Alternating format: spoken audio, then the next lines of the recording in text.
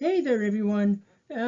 So I was on the way to UPS this morning, had to send something back to Amazon, and I was listening to, one of my playlists, and Wang Chung came on, and this huge, big smile just came over my face.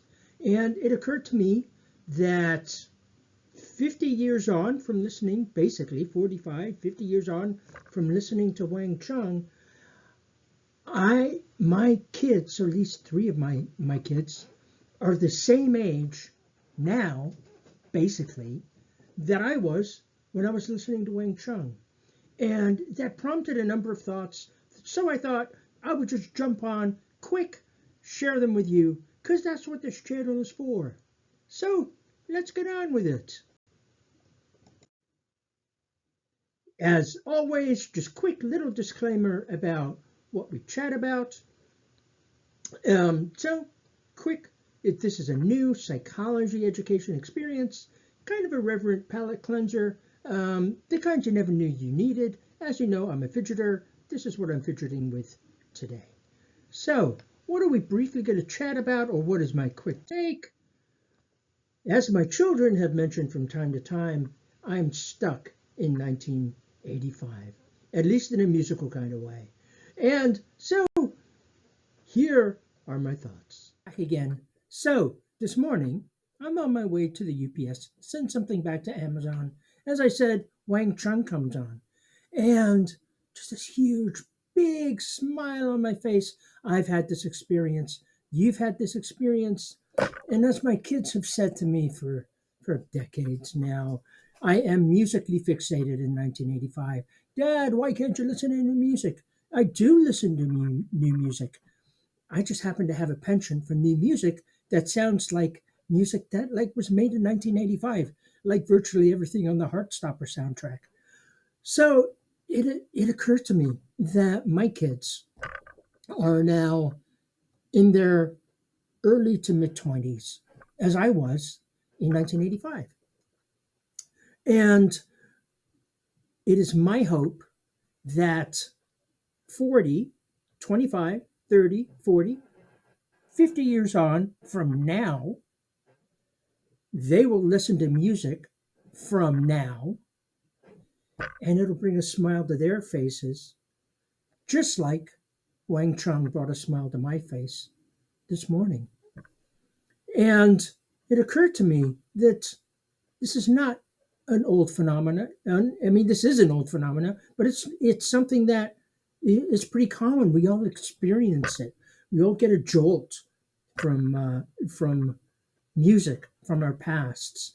And funnily enough, psychology, like almost everything else, has something to say about that. The question is why.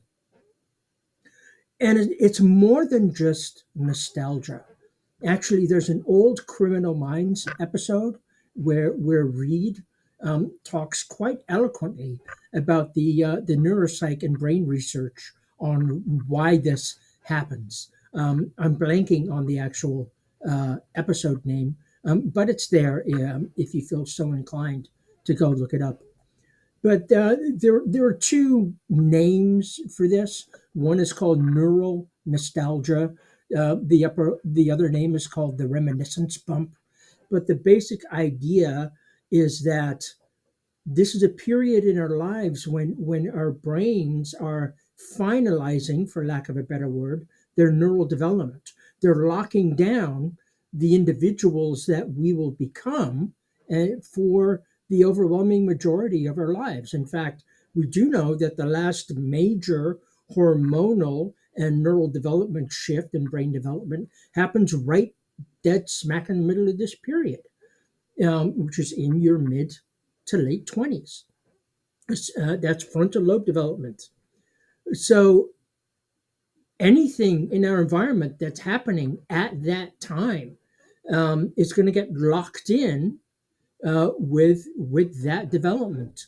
Um, stories that you like, television shows that you like, music that you like, and that's what we mean by neural nostalgia or a reminiscence bump. And so it is my hope, uh, and if psychology is right, then my hope is true. My hope is well founded. That 20, 30, 40 years from now, my kids will be just waddling down the street like their dear old dad, and they will hear a song from way back in 2025, let's just say, for argument's sake, and it'll bring a big smile to their faces. And maybe, just maybe, they'll flash back to when they were a kid and they were giving their old man a hard time for being stuck in 1985. Well, take care, my friends. Thank you for stopping by, and I'll see you again real soon. Thank you. Thank you very much for being here, for taking the time to listen. I know you have a lot of choices out there. Just a couple things to remind you of, things that I think are very important. Uh, Always be humble, stay curious, and remember, skepticism is a virtue. I leave you with a little rendition of something from the very first movie I ever saw. I was 4 months old. My mom took me to see this. So long, farewell, auf Wiedersehen, goodbye. Yes, the sound of music. I still get terrified when the Nazis come. Thanks for watching. Take care. And remember, there are some things that stay with you forever. Like me, being 4 months old and being terrified by Nazis coming to take people away in the middle of the night. I hope to see you again soon. I really appreciate you. Bye.